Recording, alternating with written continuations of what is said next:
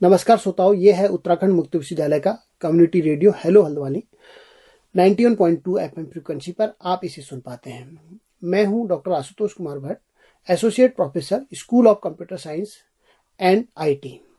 तो मैं आज आपसे कन्वर्जेंस ऑफ टेक्नोलॉजी के बारे में चर्चा करूंगा और जो टेक्नोलॉजी के रिसेंट ट्रेंड्स हैं उनके बारे में मैं आपसे बातचीत करूंगा।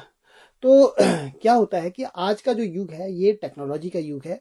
आज बहुत सारी तकनीक हमारे जीवन में और हमारे रोज़मर्रा की जो हमारी दिनचर्या है उसमें हम इनका प्रयोग करते हैं। इसके साथ ही साथ हम अपने छात्रों को भी इन नई टेक्नोलॉजी में ट्रेन करते हैं। इसके अलावा हम उन्हें मोटिवेट करते हैं कि वो नई टेक्नोलॉजी की ओर जाएं। तो मैं बिल्कुल स्टार्टिंग की बात बता रहा हूँ।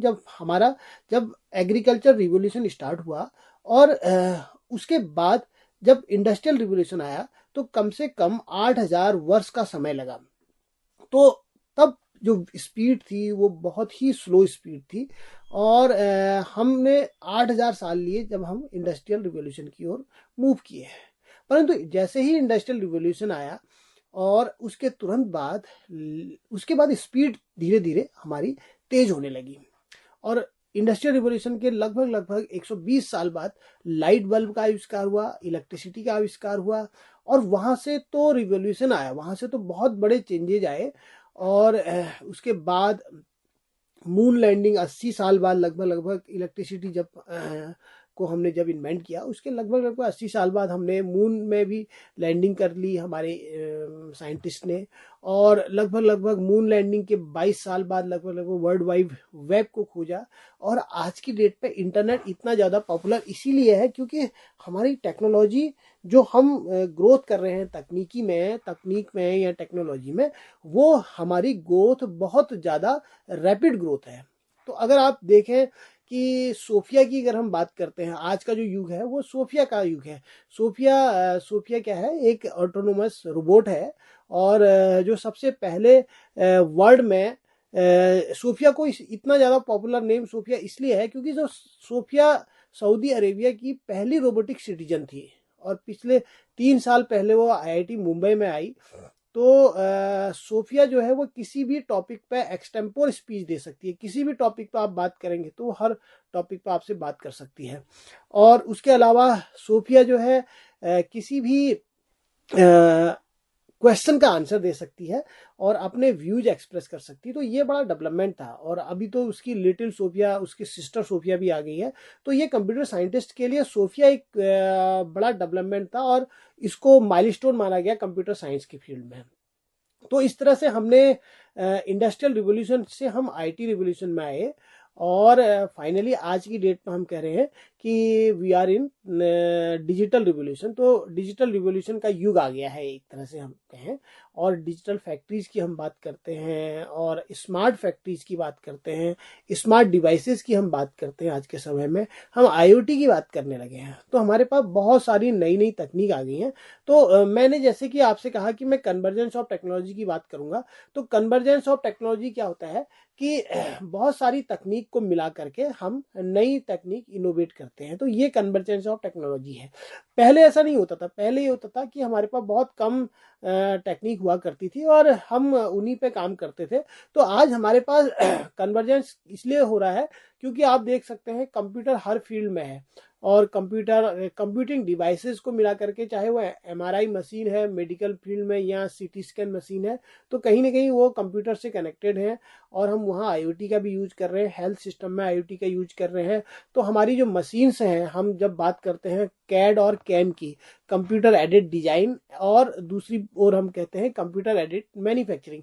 तो हमारी जो हम एक जगह बैठे हुए हैं और वहीं पे हम डिजाइन बना रहे हैं कंप्यूटर पे, और जैसा हम डिजाइन बना रहे हैं ऑटोकेड के थ्रू, हम जैसा डिजाइन बना रहे हैं और वो ऑटोमेटिकली जो हमारी फैक्ट्री है वो ऑपरेट हो रही है और उस तरह के डिजाइन का प्रोडक्ट हमको तैयार करके दे रही है।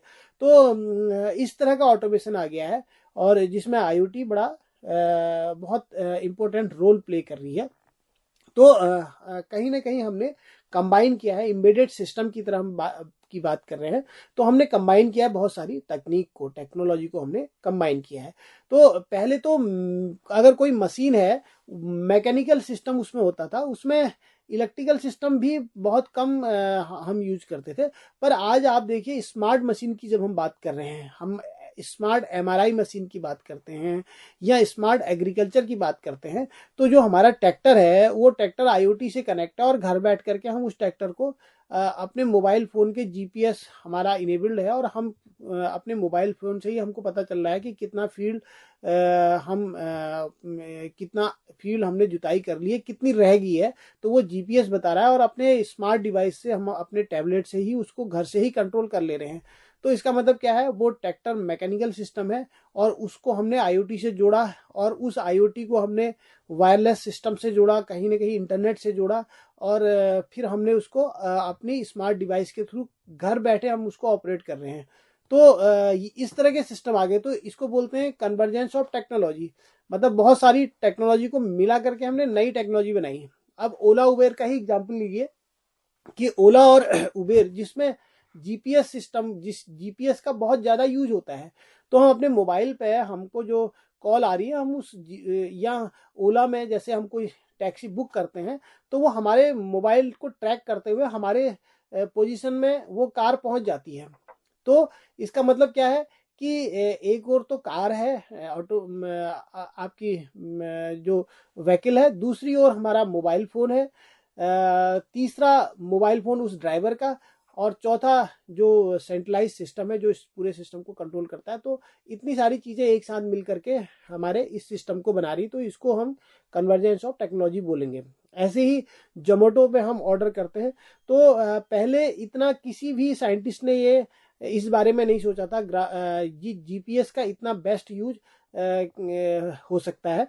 तो जैसे ये सारे सिस्टम आए तो ये सारे सिस्टम अन्य चीज़ों में भी धीरे धीरे यूज होने लगे।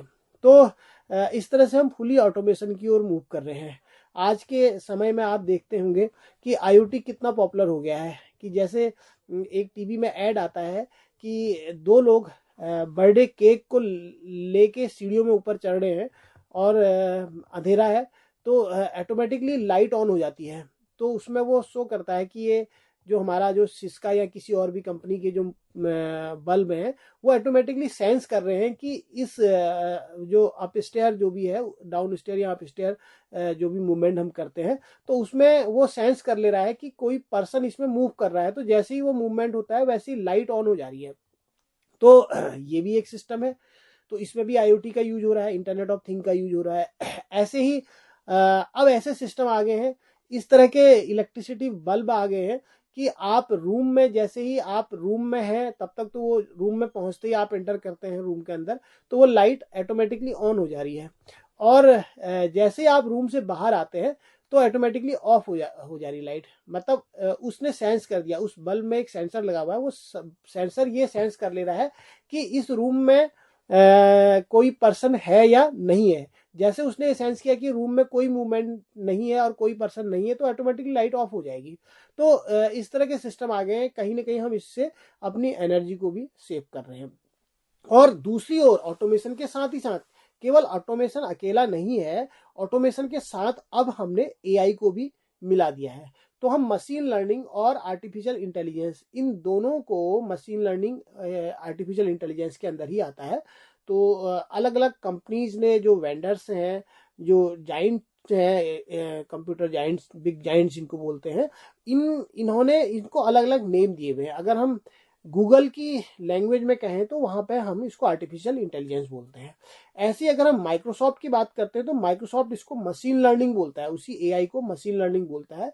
और उसका जो और अगर हम इसमें और आगे बढ़े, क्योंकि अब तो हम बिग डेटा की बात कर रहे हैं, तो डीप लर्निंग यूज होने लगी आजकल। मशीन लर्निंग के बाद भी जो नई डायरेक्शन जा रही है वो डीप लर्निंग की ओर जा रही है। मतलब हमारे पास बहुत ज़्यादा डेटा है तो हम उसको डीपली माइन करके ला रहे हैं, निकाल करके ला रहे हैं, एक्सट्रैक्ट कर रहे हैं हम मीनिंगफुल डेटा को, तो ये डीप लर्निंग होगी। इसी तरह से अगर हम आईबीएम की लैंग्वेज में कहें तो इसको कॉग्निटिव कंप्यूटिंग कहते हैं। तो आर्टिफिशियल इंटेलिजेंस है या मशीन लर्निंग है या कॉग्निटिव कंप्यूटिंग है, ये कहीं ना कहीं ये सारे टर्म सिमिलर हैं, थोड़े बहुत डिफरेंस के साथ ये टर्म यूज होते हैं। तो एआई को भी हमने मिक्स कर दिया। हमने क्या किया कि हमारी जो स्मार्ट डिवाइसेस हैं उसमें हमने एआई को भी मिक्स किया, हमने इंटरनेट ऑफ थिंग को भी उसमें मिक्स कर लिया। तो इस तरह से हमने बहुत सारी टेक्निक को मिला करके एक नई टेक्निक बना ली। तो इसको हम बोलेंगे कन्वर्जेंस ऑफ टेक्नोलॉजी। तो आफ्टर 2016 जो एआई की अगर हम बात करें तो 1950 में लगभग लगभग 1950 के आसपास टिक टैक टो एक गेम होता था जिसको एआई के थ्रू खेला जाता था। तो उस समय टिक टैक टो गेम हम बचपन में खेलते थे। तो आप लोगों को भी याद होगा, आपने भी खेला होगा। तो क्रॉस पजल का होता है। तो उस वक्त 1950 around 1950 tick tech to game जो है उसको उसका इम्प्लीमेंटेशन एआई के थ्रू हुआ।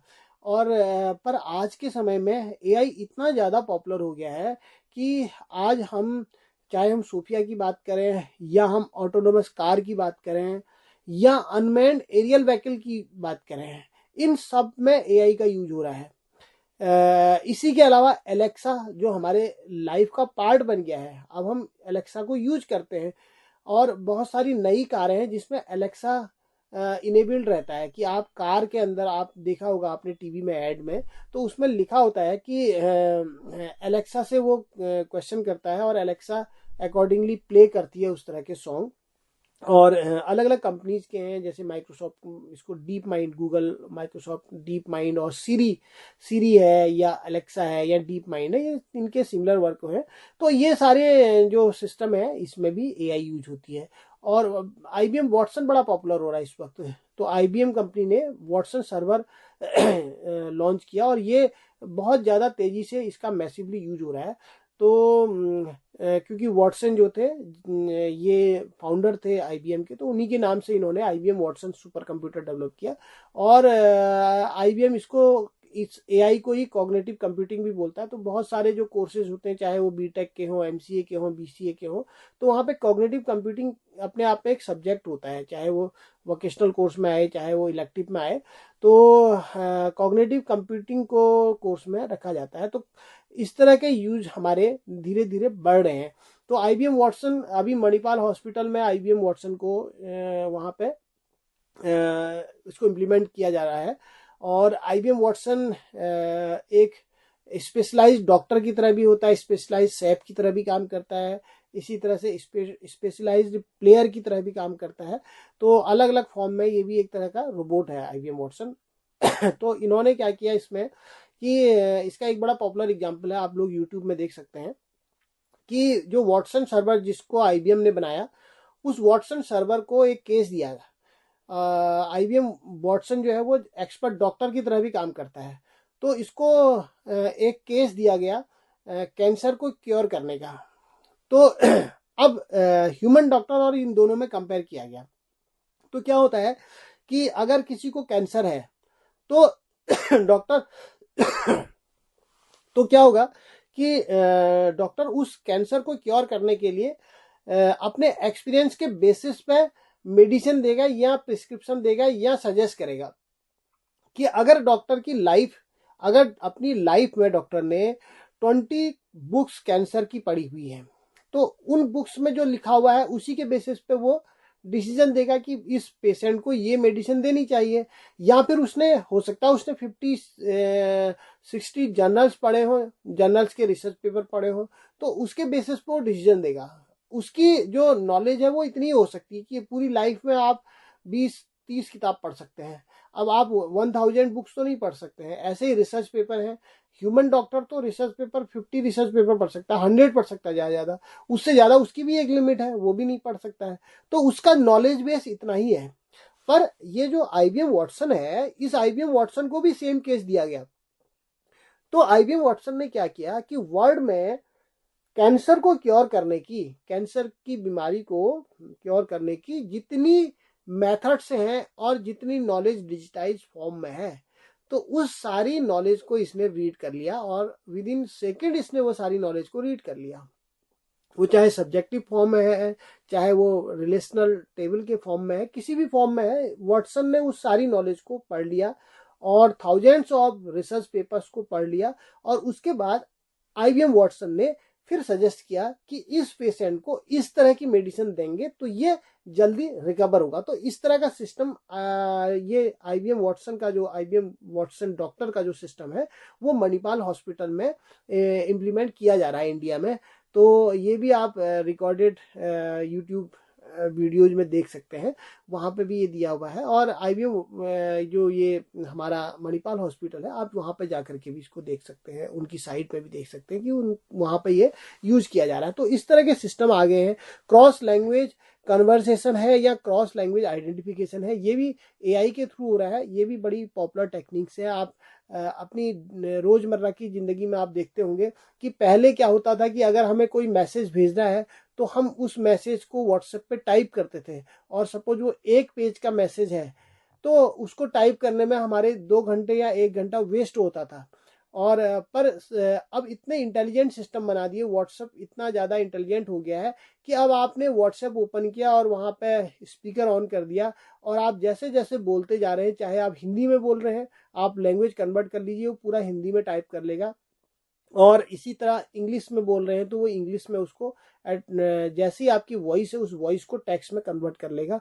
तो ये सिस्टम आ गए हैं। तो पहले टाइपिंग कुछ ही लोगों को आती थी, जिनको टाइपिंग हिंदी की आती थी वही हिंदी में डॉक्यूमेंट बना पाते थे। पर आज जो है इस तरह के बहुत सारे टूल आ गए हैं, और व्हाट्सएप तो सबसे ज़्यादा पॉपुलर है कि आप उसमें जैसे जैसे आप बोलते जाएंगे वो उसको हिंदी में कन्वर्ट करता जाएगा। तो लैंग्वेज कन्वर्सेशन या language identification, cross language conversation, ये भी बड़ा आसान हो गया है। और स्काइप तो लगभग 50 लैंग्वेजेज में क्रॉस लैंग्वेज कन्वर्सेशन करता है। सपोज आप अपनी हिंदी लैंग्वेज में बोल रहे हैं अपने किसी जर्मन फ्रेंड से, और वो वहां से जर्मन में बोल रहा है, तो आपको हिंदी में कन्वर्ट करके स्काइप बताएगा, और आपकी हिंदी लैंग्वेज को वो जर्मन में कन्वर्ट करके लाइव कन्वर्सेशन होता है। तो इस तरह से अदरवाइज क्या होता था कि दो प्राइम मिनिस्टर आपस में बात करते हैं तो उनके बीच में एक जो लैंग्वेज ट्रांसलेटर होता है वो ट्रांसलेट करता है, पर ये सारा काम अब कंप्यूटर सिस्टम ने ले लिया है। और क्रॉस लैंग्वेज आइडेंटिफिकेशन या क्रॉस लैंग्वेज कन्वर्सेशन जो AI बेस्ड सिस्टम है, वो सिस्टम आज की डेट पे काम कर रहा है। तो इजीली फ्रिक्वेंटली हम लैंग्वेज ट्रांसफर कर सकते हैं। ये भी AI का एक बहुत बड़ा रोल है। इसी तरह से ऑब्जेक्ट आइडेंटिफिकेशन या किसी ऑब्जेक्ट को पहचानना, आपने दूर से कोई डिम फोटोग्राफ है तो AI बेस्ड सिस्टम उसको रिकॉग्नाइज कर ले रहे हैं और आपको बता रहे हैं कि ऑब्जेक्ट क्या है। तो आज हम मैन मशीन सुप्रीमेसी की बात कर रहे हैं। हम कह रहे हैं कि मैन मशीन सुप्रीमेसी, तो अगर हम मशीन और ह्यूमंस को जोड़ दें तो वो सुप्रीम पावर हो जाएगी, क्योंकि हमारे पास ह्यूज एंड हैवी मशीन्स हैं आज की डेट पे। तो एक कहीं किसी एग्जाम्पल में दिया हुआ था कि पहले क्या होता था कि जो मशीन्स थी वो इतनी पावरफुल नहीं थी और इतनी फास्ट नहीं थी, और आज की जो मशीन्स हैं वो बहुत ज़्यादा फास्ट हैं। पहले मैनुअल वर्क होता था, तो आज जो मशीन काम करती हैं कि एक मशीन इतना काम कर लेती है एक दिन में जितना कि 40 लोग 30 साल तक लगातार काम करें तो भी उस काम को वो पूरा नहीं कर पाते हैं। तो अगर आप JCB मशीन को देखें, इस तरह से बड़े बड़े मशीन्स हैं जो घंटों में उस काम को कर लेती हैं जो सालों लगते थे जिन कामों को।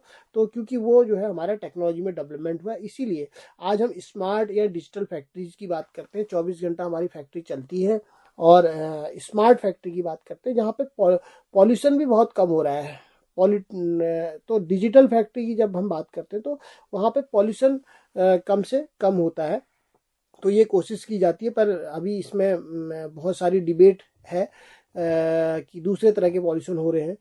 तो उसमें बहुत लंबी डिबेट हो सकती है, पर आज हम उस पर बात नहीं करेंगे। ग्रीन कंप्यूटिंग की भी बात होती है आज के समय में, और ग्रीन एनर्जी की बात होती है। तो ग्रीन कंप्यूटिंग बड़ा पॉपुलर टर्म है, तो किसी और लेक्चर में हम ग्रीन कंप्यूटिंग के बारे में बात करेंगे।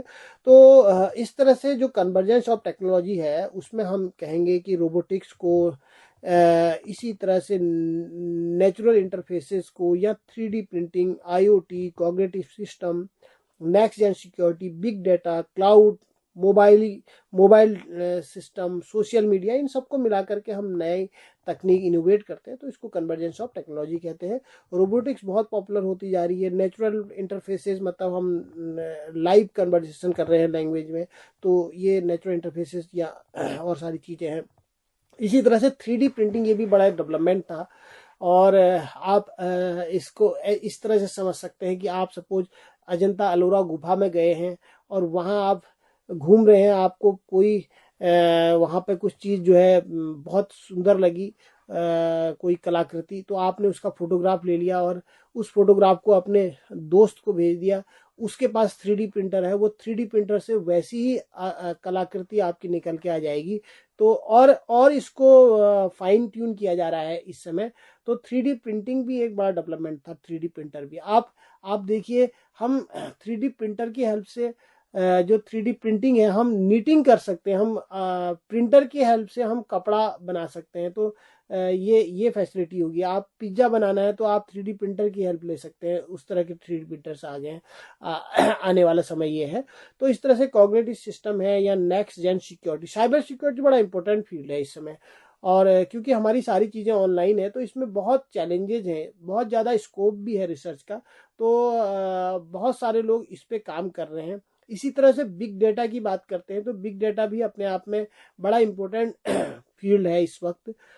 डेटा साइंस, नई जॉब्स आ गई है डेटा साइंस। आज की डेट पे हम डेटा साइंस की बात करते हैं, डेटा एनालिटिक्स की बात करते हैं, डेटा साइंटिस्ट की बात करते हैं। क्योंकि पहले हमारे पास कंप्यूटर की बहुत कम ब्रांच हुआ करती थी। हम केवल कंप्यूटर प्रोग्रामर को जानते थे, या कंप्यूटर इंजीनियर या फिर सॉफ्टवेयर इंजीनियर, यही फील्ड होते थे जो कंप्यूटर के जो प्रोफेशनल होते थे उनके लिए केवल यही फील्ड थे। पर आज हम बात करते हैं एआई इंजीनियर, हम बात करते हैं मशीन लर्निंग एक्सपर्ट, हम बात करते हैं रोबोटिक्स एक्सपर्ट, या हम बात करते हैं डेटा साइंटिस्ट, डेटा एनालिटिक्स। तो ये बहुत सारे नई ब्रांचेज ओपन हुई हैं, नए जॉब्स क्रिएट हुए हैं। तो जब इंडिया में सन 2000 से पहले जब कंप्यूटर स्टार्ट हुआ था तो तब उस समय ये वरी जाहिर की थी लोगों ने कि कंप्यूटर आएगा तो अनएम्प्लॉयमेंट बढ़ेगा, एम्प्लॉयमेंट घटेगा, अनएम्प्लॉयड लोग जब बढ़ जाएंगे। परंतु इसका रिवर्स हुआ, कंप्यूटर आते ही जॉब्स क्रिएट हुए। आज की डेट पे चाहे वो एग्रीकल्चर इंजीनियरिंग करके भी ग्रेजुएट निकल रहा है तो भी उसको सॉफ्टवेयर डेवलपमेंट का जॉब मिल रहा है।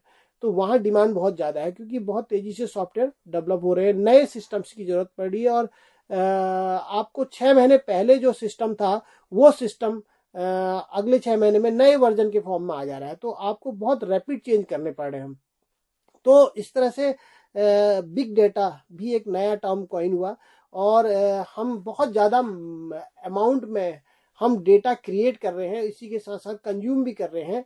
तो उसको प्रोसेस करने के लिए हमको नए सॉफ्टवेयर की ज़रूरत पड़ रही है और नए हार्डवेयर की ज़रूरत पड़ रही है। हमारी जो पावर है, हमारी जो ड्राइव की, वो हमको बढ़ानी पड़ रही है क्योंकि हम डेटा ज़्यादा से ज़्यादा कंज्यूम कर रहे हैं या प्रोड्यूस कर रहे हैं।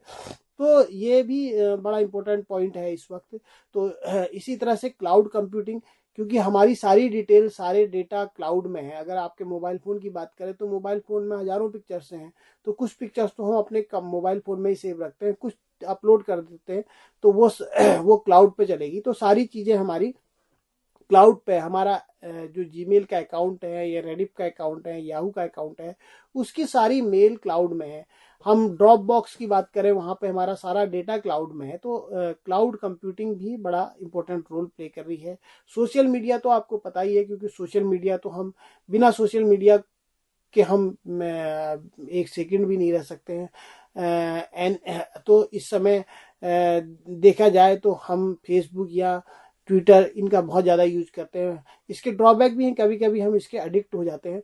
तो हमको जो है पर इसकी यूज़फुलनेस बहुत ज़्यादा है। हम व्हाट्सएप की बात करें तो व्हाट्सएप बड़ा यूज़फुल है। तो हम मेल का यूज, मेल से ज़्यादा हम व्हाट्सएप का यूज करते हैं। तो इस तरह से ये सारी चीज़ें हमारी चलती रही। तो हमने जब हम स्टार्टिंग से अगर दोबारा से देखें तो उस मैकेनाइजेशन था, या हमारा जो है स्ट्रीम एंड वाटर की पावर थी, तो इसको हमने इंडस्ट्री 1.0 दिया। फैक्ट्री सिस्टम की हम बात करते थे तब। फिर धीरे धीरे चेंजेस हुए तो हमने मास प्रोडक्शन स्टार्ट किया, इंडस्ट्रियलाइजेशन की ओर हम मूव हुए, तो उसको इंडस्ट्री 2.0 हमने नाम दिया। इसी तरह से असेंबली लाइन है या इलेक्ट्रिफिकेशन है, ग्लोबलाइजेशन है, ये सारा इंडस्ट्री 2.0 के टाइम पे हुआ। और सडनली बहुत बड़ा चेंज आया इंडस्ट्री 3.0 में। तो यहाँ पे हमने computing, computers, internet, autonomous automation automation and automation, auto production, तो ये सारी चीज़ें हमारा इंडस्ट्री 3.0 की पार्ट है। तो ये बहुत बड़ा चेंज था, क्योंकि हमने कंप्यूटर की पावर को समझा और कंप्यूटर इस समय हमने इन्वेंट किया है। इंडस्ट्री 3.0 की बात हम कर रहे हैं। तो पर आज जो एज है, जो एरा है, वो इंडस्ट्री 4.0 की है, या हम इसको कह सकते हैं कन्वर्जेंस ऑफ टेक्नोलॉजी की हम बात कर रहे हैं इस वक्त। तो हमारे पास बहुत सारी नई टेक्नोलॉजी है, तो हमें अपने स्टूडेंट को मोटिवेट करना है, या हमको नई जनरेशन को मोटिवेट करना है, वो इंडस्ट्री 4.0 की सारी टेक्निक्स को, जो भी टूल्स हैं, उन सारे टूल्स को समझे। तभी तो हम स्किल मैन पावर डेवलप कर पाएंगे, जो कि भारत सरकार कहती है कि स्किल इंडिया प्रोग्राम इसीलिए है कि हमको स्किल्ड ह्यूमन रिसोर्स चाहिए। तो कुछ समय पहले IBM की जो CEO हैं, वो इंडिया विजिट किया उन्होंने, और उन्होंने, उनका कहना था कि हमारी जो IBM की डिमांड हमारे पास बहुत ज़्यादा है, पर हमें ह्यूमन रिसोर्स उस क्वालिटी का मिल ही नहीं पा रहा है, और दूसरी ओर हम कहते हैं कि अनएम्प्लॉयमेंट है। तो जबकि उनके पास इतनी डिमांड है, और उनको जो उनकी डिमांड है उसके अकॉर्डिंग लोग नहीं हैं। तो अब हमें मोटिवेट करना है नई जनरेशन को कि हमें जो है, ये जो सारी टेक्निक्स हैं, चाहे वो बिग डाटा है, चाहे आर्टिफिशियल इंटेलिजेंस है, या रोबोटिक्स है, या इंटरनेट ऑफ थिंग है, या फिर वेब 2.0 है, डेटा स्टोरेज में बहुत ज़्यादा काम होने लगे हैं, ड्रोन को मेंटेनेंस, रिपेयर, इसका प्रोडक्शन, इस पे बहुत काम है। इसी तरह से सेंसर आ चुके हैं बहुत सारे, और इनकी कॉस्ट डे बाय डे कम होती जा रही है। वर्चुअल रियलिटी की बात कर रहे हैं, या नेटवर्क कैपेसिटी है, साइबर सिक्योरिटी, सिमुलेशन है। तो इन सारी चीज़ों को हमें सीखना है, सिखाना है, नई जनरेशन को सिखाना है, ताकि वो लोग इससे ट्रेंड हो जाएं और स्किल्ड हो जाएं, और इन चीज़ को अपनी लाइफ में इम्प्लीमेंट भी करें। तो उनके लिए एम्प्लॉयमेंट की अपॉर्चुनिटी बढ़ेगी। अगर हम इंडस्ट्री 4.0 या कन्वर्जेंस ऑफ टेक्नोलॉजी या रिसेंट टूल्स ऑफ कंप्यूटिंग की बात करें, तो ये सारे टूल्स रिसेंट टूल्स हैं। तो इनको समझना बहुत ज़रूरी है, क्योंकि क्या है कि आपको रोबोटिक्स का एक्सपर्ट नहीं मिलेगा, और इंडस्ट्रीज बहुत ज़्यादा रोबोट का यूज करने लगी हैं। तो बहुत सारी कंपनीज है जो फुली, जहाँ पर रोबोट ही काम करते हैं प्रोडक्शन में। तो इसलिए हमें ऐसे ट्रेंड इंजीनियर चाहिए जो उसको मेंटेनेंस कर सके, रिपेयर कर सकते हैं, उसमें इनोवेशन ला सके। तो रोबोटिक्स को आना चाहिए। ऐसे ड्रोन का बहुत ज़्यादा यूज हो रहा है अभी इंडिया और पाकिस्तान के बीच में। पाकिस्तान ने बहुत सारे ड्रोन इंडियन बॉर्डर पर भेजे, और उसके थ्रू वो वहाँ पे जो है कैमरे से वो हमारी आर्मी की सारी इंफॉर्मेशन ले रहे थे। तो अब क्या था कि हमारे पास अगर इंजीनियर होते तो हमारे पास और ज़्यादा पावरफुल ड्रोन होते। तो इसमें हमारे साइंटिस्ट को सोचने पे मजबूर कर दिया, क्योंकि हमारे पास वो एक्सपर्ट नहीं है, तो हमको ऐसे एक्सपर्ट डेवलप करने हैं। ऐसे ही सेंसर जो है, वो बहुत कम की कीमत के सेंसर आने लगे हैं। जैसे टेम्परेचर सेंसर है, 40 रुपये का टेम्परेचर सेंसर आता है।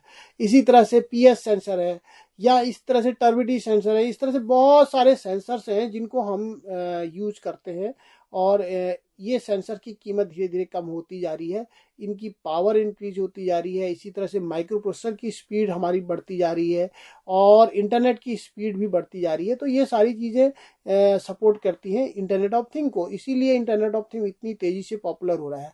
हर आदमी के पास मल्टीपल डिवाइसेज हैं। तो स्मार्ट डोर की हम बात करते हैं। आज अगर आप मार्केट में जाएं तो आपको स्मार्ट लॉक मिल जाएगा। तो वो स्मार्ट लॉक जो है, जैसे होटल्स में होते हैं कि उनको जो है आपने कार्ड दिखाया तो ऑटोमेटिकली वो ओपन हो जा रहे हैं, डोर को ओपन कर ले रहे हैं। तो इस तरह के सिस्टम आने लगे हैं। वर्चुअल रियलिटी, आप किसी हिस्टोरिकल प्लेस है, हेरिटेज बिल्डिंग है, तो वहाँ आप पर्सनली नहीं जा पा रहे हैं, पर आपने ड्रोन के थ्रू वहाँ पर वर्चुअल टूर करा दिया, आपने कैमरा वहां तक पहुंचा दिया, तो आपको फील आएगा जैसे कि आप वहीं पे मूव कर रहे हैं। So TV rolled on your eyes कहा जाता है। तो एक तरह से जो टीवी में आप देख करके एक्सपीरियंस लेते हैं वो डायरेक्ट वर्चुअल रियलिटी ग्लास के थ्रू ले सकते हैं। नेटवर्क कैपेसिटी हमारी बहुत इंक्रीज हुई है तेजी से। साइबर सिक्योरिटी पे बहुत ज़्यादा चैलेंजेज हैं, इसी तरह से सिमुलेशन पे बहुत काम हो रहा है। ऐसे ही वेब 2.0 से हम 3.0 की ओर मूव कर रहे हैं। जो आज की डेट पर सोशल मीडिया साइट्स हैं, ब्लॉगिंग है, ये सब कहीं ना कहीं इसके पीछे वेब 2.0 वेब 3.0 है। और डेटा स्टोरेज पे बहुत काम हो रहा है। स्टोरेज कैपेसिटी को हम इन्हेंस कर रहे हैं आज के समय में, इस पे बहुत काम हो रहा है। आपके जो डिवाइसेज हैं उसके लिए स्टोरेज चाहिए, तो वो स्टोरेज डीसी, पहले डीसी करंट का यूज किया जाता था, फिर एसी करंट आ गई तो डीसी में काम कम होने लगा, उसमें रिसर्च भी कम होने लगी। परंतु अब देखा गया है कि अब डीसी पे बहुत तेजी से काम हो रहा है, तो स्टोरेज को इन्हेंस करने के लिए बहुत काम हो रहा है। तो इस इंडस्ट्री 4.0 या ये न्यू टेक्नोलॉजीज को सीखने के लिए हमको मोटिवेट करना है और अपने नई जनरेशन को भी सिखाना है, तभी हम वर्कर 4.0 बना पाएंगे। तो वर्कर 4.0 का कॉन्सेप्ट आ गया है। तो वर्कर 4.0 क्या है? जो इंडस्ट्री 4.0 की सारी टेक्निक्स को समझ सके, उसको उस पर काम कर सके, तो उसको हम वर्कर 4.0 बोलेंगे। तो ऐसी अगर हम एजुकेशन फील्ड की बात करें, क्योंकि हमारा संबंध एजुकेशन से है, तो अब हम बात कर रहे हैं एजुकेशन 4.0। तो एजुकेशन 4.0 क्या है? एजुकेशन में भी बहुत सारी टेक्नोलॉजीज आ गई हैं, बहुत सारे डेवलपमेंट हो गए हैं, बहुत सारे इनोवेशन हो गए हैं। हमारी पढ़ाने का मेथड बदल गई है, हम वर्चुअल क्लास के थ्रू हम पढ़ा रहे हैं। इसी तरह से हम नई नई तकनीक हम पढ़ाई में हम अपनी यूज कर रहे हैं। जैसे बैजूस जैसे अपनी कंपनीज हैं जो बहुत तेज़ी से इस फील्ड में आगे बढ़ रही हैं। तो इस तरह के चेंजेज आ गए हैं।